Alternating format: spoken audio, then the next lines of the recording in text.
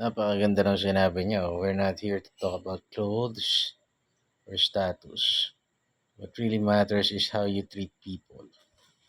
Respect, kindness, and character should always come first, regardless of someone's financial situation, status, or capacity. Napakaganda ng sinabi niya. Alam mo, ewan ko pero tayo kasing tao, marami akong nakikitang, lalo na pag politiko, no?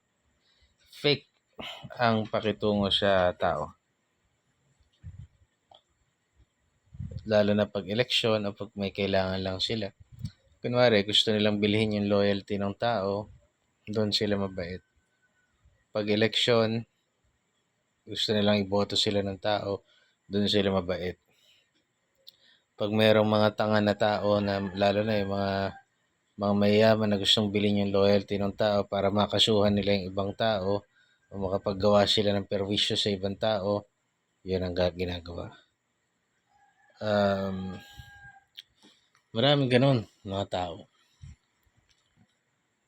Pero tama yung sinasabi ni Ma'am, the best way to go about life is to understand na wala ni isa sa atin ang nakahihigit kanino man.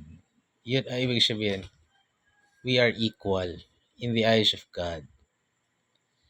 Yung social status, tao lang naman gumawa niyan. It is born out of greed. Na parang pag mahirap ka, kinlasify ka lang, diyan ka lang, pagka mayaman ka, ganun ka.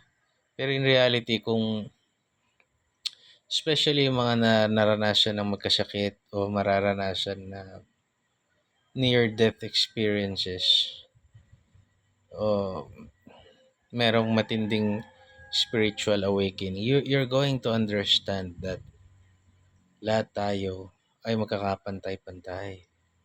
Doesn't matter if you're the President of the Philippines or you are a sidewalk vendor. Both of your lives are equally important. And both of you inherently kailangan ng respeto at pagtingin sa iyong dignidad.